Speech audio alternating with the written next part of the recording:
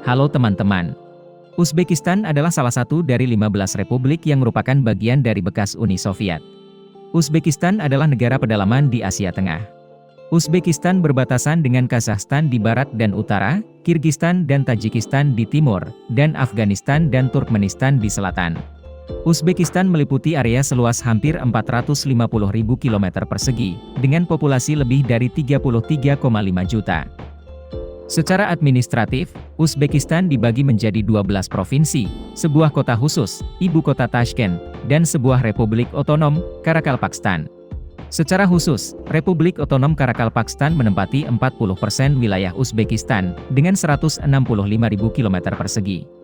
Medan Karakalpakstan sebagian besar berupa gurun atau padang rumput. Ini berisi banyak sumber daya yang kaya, seperti emas, perak, uranium, yang sebagian besar belum dimanfaatkan. Dari segi lokasi, Karakalpakstan terletak di barat laut Uzbekistan dan berbatasan langsung dengan Kazakhstan.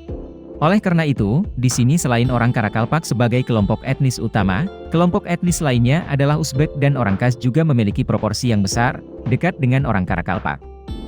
Namun, terlepas dari wilayahnya yang luas, Karakalpakstan memiliki kurang dari 2 juta penduduk, dari total populasi Uzbekistan yang berjumlah 35 juta. Secara hukum, Republik Otonomi Karakalpakstan secara resmi berdaulat dan berbagi hak veto atas keputusan yang terkait dengannya, dengan Uzbekistan. Menurut konstitusi, hubungan antara Karakalpakstan dan Uzbekistan diatur oleh perjanjian dan kesepakatan. Dan semua perselisihan diselesaikan dengan mediasi. Orang Karakalpak adalah kelompok etnis yang bahasanya berbeda dengan orang Uzbek. Mereka adalah penggembala, ternak nomaden, pertama kali tercatat pada abad 16. Karakalpakstan mulai menjadi milik Kekaisaran Rusia pada tahun 1873, selama aneksasi Rusia di Asia Tengah. Itu ada sebagai bagian dari Kekaisaran Rusia, kemudian Rusia Soviet hingga 1936, ketika pemerintah Uni Soviet memindahkan Karakalpak dari Rusia ke wilayah Uzbekistan, republik lain milik Uni Soviet. Pada tahun 1990, kedaulatan Karakalpakstan diadopsi. Pada tahun 1991, ketika Uni Soviet bubar, Karakalpakstan diberi status khusus. Pada tahun 1993, sebuah perjanjian internasional secara resmi ditandatangani. Dengan demikian, Karakalpakstan menjadi bagian dari Republik Uzbekistan. Konstitusi Uzbekistan juga menetapkan bahwa Republik Karakalpakstan akan memiliki hak untuk memisahkan diri dari Republik Uzbekistan berdasarkan referendum nasional yang diselenggarakan oleh rakyat Karakalpakstan. Jadi, meskipun populasinya jauh lebih kecil, jelas bahwa Karakalpaks dapat memisahkan diri secara sah. Selain itu, penduduk Karakalpakstan sebagian besar masih muda, dengan usia rata-rata 27-28 tahun, lebih muda dari Uzbekistan lainnya, membuat ide di sini bisa berubah dan baru. Hubungan antara Karakalpakstan dan Uzbekistan sebenarnya relatif longgar. Dan kemungkinan besar tidak, ketika hubungan antara Karakalpakstan dan Uzbekistan tidak lagi memberikan jaminan Karakalpakstan dalam banyak aspek, ekonomi, sosial, politik, keamanan dan pertahanan. Karena itu, pemerintah pusat Uzbekistan di Tashkent selalu mengkhawatirkan wilayah ini. Kemungkinan pemisahan provinsi Karakalpakstan selalu menjadi kekhawatiran para pemimpin Uzbekistan. Dan itulah dorongan bagi Tashkent untuk menemukan cara mengamandemen konstitusi, untuk mengurangi risiko negara itu terpecah menjadi 2 negara bagian yang lebih kecil. Pada Mei 2022, Parlemen Uzbekistan membentuk komite untuk mengembangkan amandemen, hukum dasar negara. Di dalamnya, ada usulan untuk menghapus klausul pembatalan status Republik dan otonomi Karakalpakstan. Hal ini telah memicu konflik di Karakalpakstan. Menurut laporan resmi, 18 orang tewas dan 243 terluka selama protes di sini. Rumah sakit di Nukus penuh dengan pasien yang terluka, setelah pengunjuk rasa bentrok dengan pasukan keamanan, kata Sultan Bekziayev, Direktur Departemen Kesehatan Karakalpakstan, kepada situs berita Dario, Uz. Protes berubah menjadi kerusuhan. Penentang amandemen konstitusi mengadakan pawai besar-besaran di ibu kota Karakalpakstan, Nukus, pada 1 Juli.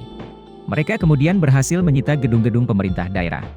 Untuk menyelesaikan kerusuhan di Karakalpakstan, Presiden Uzbekistan, Mirziyoyev harus pergi ke Nukus, ibu kota Karakalpakstan pada 2 dan 3 Juli. Bertujuan untuk berbicara langsung dengan penduduk setempat, dalam upaya untuk meredakan ketegangan.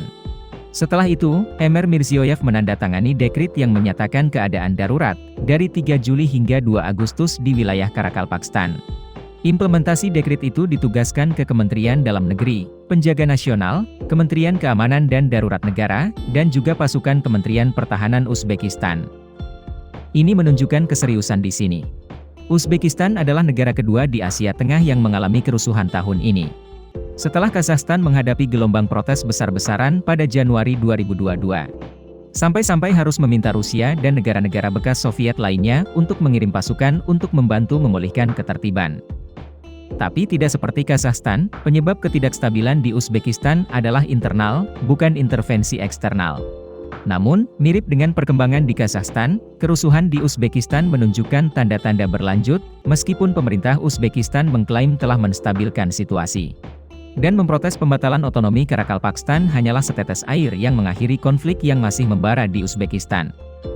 Analis khawatir bahwa protes di Karakalpakstan juga berisiko menyebar ke daerah lain di mana kemarahan atas ketidaksetaraan dan kurangnya investasi pemerintah dibandingkan dengan ibu kota Tashkent dan pusat budaya Bukhara, samakan menyebar.